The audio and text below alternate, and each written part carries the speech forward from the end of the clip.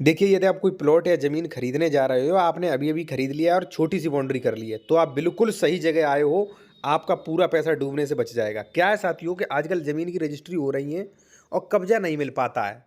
कब्ज़ा नहीं मिल पाता, बेचारे फिर कोर्ट कचहरी के चक्कर काटते हैं। या कब्ज़ा मिल भी गया, छोटी-सी बाउंड्री करा ली, तो आपको समस्या आ जाएगी। क्या समस्या आएगी, वो आप जान लीजिए साथियों।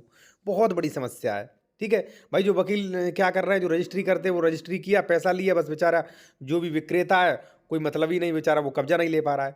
तो साथियों, आपको 116, 117 और नियमावली 109 की जानकारी आपको होनी चाहिए। अब बेसिक्स आप समझ लीजिए साथियों, ठीक है?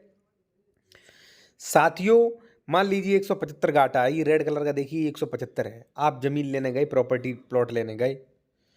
अब इसमें 75 गाटे 5 लोगों के नाम है, या मान लीजिए 100 खातेदारक 5 है इसमें, ठीक है?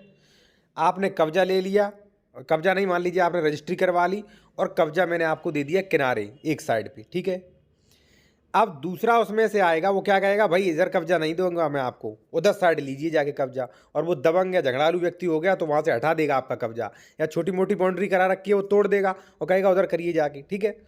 आप कानून से भी कुछ नहीं कर सकते। क्यों नहीं कर सकते? क्योंकि साथियों, नियमावली 116 और जो जो धारा 116 117 कहती है कि अस डिक्लेरेशन, फिर कुरा। अभी कुरा डिक्लेरेशन नहीं हुआ है, यानी कि अभी आपको, ठीक है?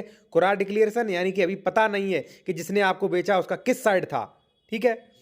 तो कुरा डिक्लेरेशन नहीं हुआ, नियमावली 109 की कार्रवाई नहीं हुई, इसलिए सारी समस्याएं आती हैं। अगर आपको कोई समस्या है साथियों, कोई कानूनी सलाह लेना चाहते, या उत्तर प्रदेश में कोई प्रॉपर्टी खरीद रहे, तो डॉक्यूमेंट्स चेक करवाना चाह रही है, प्रॉपर्टी सही है कि नहीं, लोन तो नहीं है, विवादित तो नहीं है, कोई डबल रजिस्ट्री तो नहीं, तो आप हमारा जो व्हाट्सएप नंबर है वो डिस्क्रिप्शन में दिया गया है, आप व्हाट्सएप मैसेज करिए, वहाँ पर आपको फीस बता दी जाएगी, पे करके आपसे कॉल पर बात हो जाएगी और डॉक्यूमेंट्स भी आपके चेक हो सकते हैं।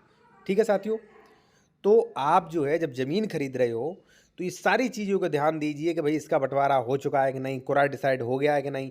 ऐसा तो नहीं मैं ज़मीन खरीद लूँ, कब्जा ले लूँ, इसके जो सह खातेदार है, जो भाई हैं, वो कल से ऑब्जेक्शन करें, यहाँ पे क्यों कब्जा ले लिया, मैं उधर दूंगा कब्जा आपको, ठीक है? और साथ ही साथ आपकी ज़मीन के सारे डॉक्यूमेंट्स चेक करिए। जैसे मान लीजिए खतौनी है, खतौनी में किस श्रेणी की ज़मीन है, खतौनी में क्या क्या आदेश चढ़े हैं, ठीक है? इसकी डबल रजिस्ट्री तो नहीं हुई है, ठीक है? इसका नाम तो गलत नहीं है, इसका मौजा तो गलत नहीं है, अंश कितना बचा है, कितने की रजिस्ट्री होगी, सारी चीज़ें आप देखिए। और नहीं कुछ जान पा रहे तो हमारा कॉन्टैक्ट